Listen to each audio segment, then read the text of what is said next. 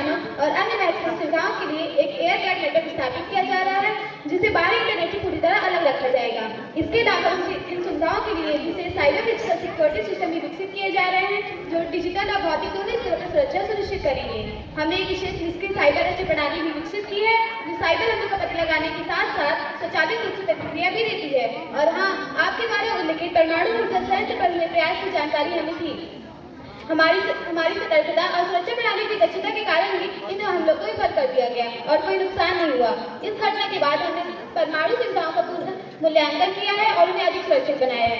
अतः महोदय, हमें अपने देश के आईटी क्षेत्र के विशेषज्ञों पर पूरा भरोसा है। ये वे लोग हैं जिनके कारण हमारे देश की 142 करोड़ जनता निश्चित होकर सोती है।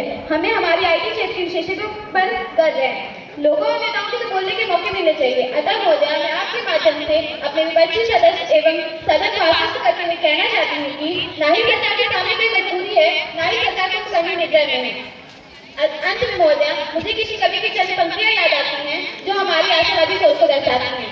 टूटे हुए तारों से टूटे बसंती स्वर, टूटे हुए तारों से टूटे बसंती स्वर, पत्थर की छाती में गाए नभ को, पत्थर की छाती में गाए नभ को, झड़े से पीले पात कोयल की कुहू का, प्राचीन नगरियों की देख पाता हूँ, गीत नया गाता हूँ, गीत नया गाता हूँ। अब सदन में प्रदूषण निवारण विधेयक 2025 पर विचार किया जाएगा। माननीय संसदीय कार्य मंत्री जी कृपया। माननीय अध्यक्ष महोदय, मैं प्रस्ताव करती हूँ कि प्रदूषण निवारण विधेयक 2025 पर विचार किया जाए। महोदय, प्रदूषण आज एक गंभीर समस्या एवं चुनौती के रूप में हमारे समक्ष है। इसका डटकर मुकाबला करने के लिए सख्त कानून की आवश्यकता काफी लंबे अरसों से महसूस की जा रही है।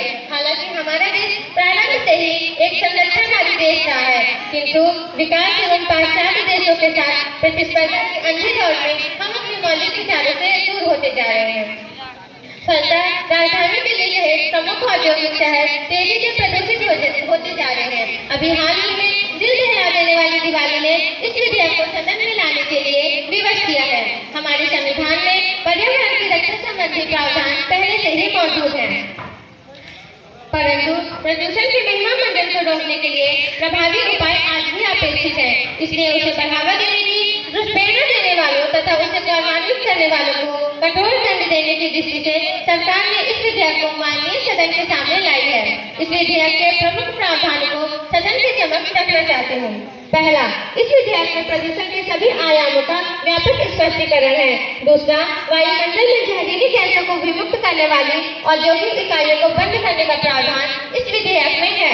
तीसरा, औद्योगिक इकाइयों के लिए प्रदूषण निवारण संयंत्र लगाना अनिवार्य होगा। ऐसा न करने वालों को 7 वर्षों के कठोर कारावास की सजा का प्रावधान भी इस विधेयक में है।